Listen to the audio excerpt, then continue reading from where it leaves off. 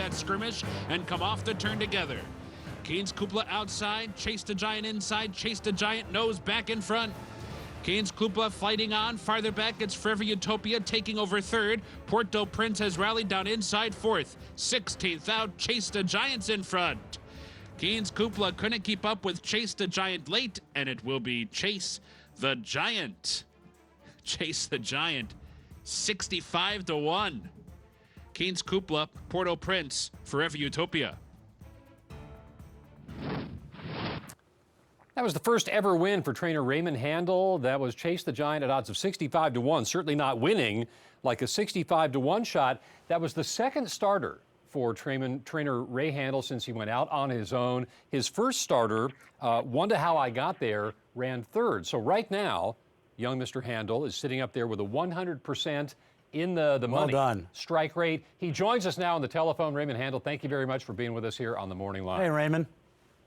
Thanks, guys. Yeah, pleasure to be here. Glad to be on. Now, big fan of the show. You guys do a great job. Thank you. Oh, very kind Thank of you. you. Well, you very kind. Keep winning at 65-1, and you'll be a regular fixture on the program. I guarantee you that.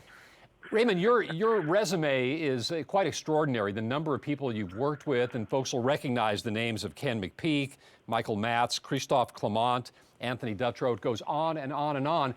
Where I want to start, though, is where you started. You spent a couple of years with Hall of Fame trainer Jonathan Sheppard, and it was with Mr. Sheppard that you learned how to ride horses. As you were contemplating getting involved in the game, did you feel as though becoming a proficient rider of horses was imperative to your development? You're like 15 years old, too, right, at the time? Yeah, exactly. I was 15. No, I had a plan when I got into the business, and luckily everything went according to plan. I wanted to hot walk, and I wanted to groom, and I wanted to learn how to ride, and I wanted to be able to do everything from the ground up and just have it all in my arsenal, and be able to feel them and see them. And I learned a lot working for Jonathan. Taught me from scratch how to ride. I got on the pony for like a few months, and then I rode joggers for about another 3 months, and then started getting to the full swing of galloping. Do you still get up on your own horses now?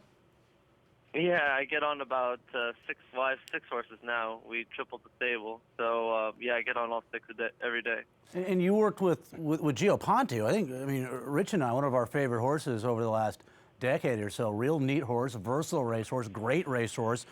Did it over a long period of time. There is you with Gio Ponte. That must have been pretty cool, working at a young age with one of the elite horses in the game for Clement.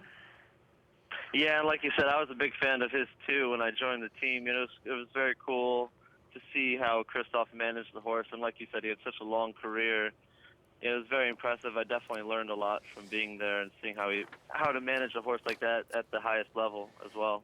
On your website, Raymond, which is Handal Racing, that's Handal Racing. Very high tech. Very high tech. Yeah, and it is. It's a lovely website. And one of the things that I liked about it is that you talk about the various things that you learned from some of these preeminent trainers that you have worked for. My question is, what did you need to know of yourself and for yourself to know that it was time for you to take out that license and get out on your own? I'd actually planned on staying an assistant for a bit longer, but I was just presented with the opportunity that I couldn't turn down. And Sunrise Stable, Andy Cohen, Gary Tolchin, and the racing manager Eric Bishop put their faith in me, and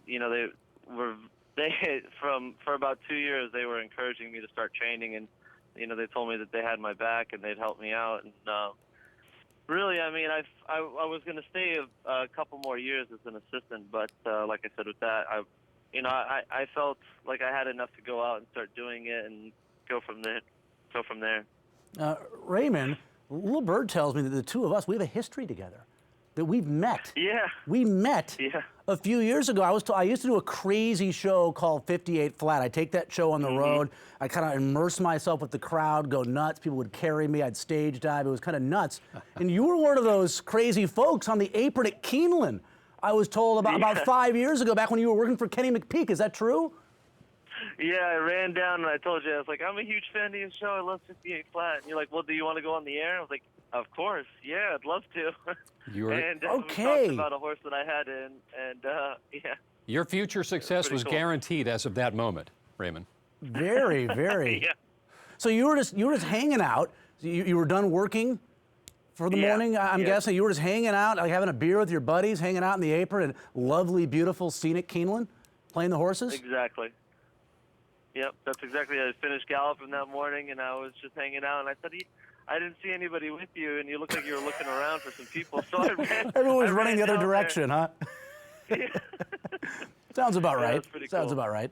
Yeah. Raymond, when I was on the website this morning, I think I saw 3 horses were part of the operation. You just said that the stable had doubled. Who are a couple of the new acquisitions that we might want to make mental notes about? Well, I had a filly sent down that I was just kind of looking after for Ralph D'Alessandro. I actually had the filly back when I was with Tony Dutrow. Her name's Suzanne Marie's Gold, and we brought her down here to run in the allowance race. And then I have 2 other 2-year-old Frost Giant colts that just coming in from the farm. They just came in the last few days, so there'll be a few, 2 months out or so. All right, can we make some money tomorrow, Raymond? You have your runner, Wundahowigothere, who ran a good third in her last start, led the majority of the race, November 14th, needed that race, first start in 11 months. Mallory Street, who won that race, Raymond, was going to be my top pick today at Aqueduct, but she scratched a Rudy Rodriguez runner who had a perfect trip and won that race. She's 4-1 on the line tomorrow. It's the start of the guaranteed pick 4, $200,000 guaranteed. We're showing the race right now. She's got a little tired because of the layoff primarily. Yeah, no, definitely the 6.5. I was looking for 6 to run her back, and they didn't have any. That's the only race they had going short in the book at that time, and she was ready to run. So we went in there, thinking she might. I thought she was a little short, but I still thought she was good enough to win the race. And like you said, today or tomorrow, cutting back to 6, she's doing really well. Bounced out of the race in good shape. She's gonna improve. She's improved a lot from the last race, and she's gonna improve even more after this race. But her muscle, she's like doubled in muscles since that last race, and she's really showing me some good stuff, and I'm expecting a good run from her. So I'm not worried about any horse that has run in the race. I'm just worried about Karen. I don't know if I'm worried, but I'm just suspicious of Karen's horse. It's a first-time starter, so that's Estrada, the only question mark. Yeah, that's the only question mark for me. All right, that's Wundahowigothere, who's laid as the 4-1 second choice in a big field of maiden specials. That's race number 6 at Aqueduct tomorrow. It's the beginning of a pick 4 sequence, so you may want to consider tossing in the entrant for young trainer Raymond Handal. Raymond, thanks very much for joining us here on the Morning Line. Best of luck to you. Certainly won't be the last time. I hope not. Good luck Thank tomorrow. you guys so much for having me. I appreciate it. Thank you very much. Very welcome. That's Raymond Handal. Yeah, when you jump up and win it at 65-1, it will get folks' attention. I wish we had talked to him before that race, but we'll wait for the next one. I mean, he's a young guy, but obviously he has a ton of experience. Yeah, well, as you pointed out, he was 15 when he went to work for Jonathan Sheppard. Yeah, you're talking about, some of the best trainers in the game. We're talking about Hall of Famers. That he's working for Hall of Famers, and some gentlemen he's worked for, they're going to be future Hall of Famers. Did you know what you wanted to do when you were 15? No. I knew what I didn't want to do. Work for a living? When I was 15, what I wanted to do, that was a different story. No, just make it through my sophomore year of high school, I think, Rich. The short-term goal. That was my goal. Driver's license, that kind of thing.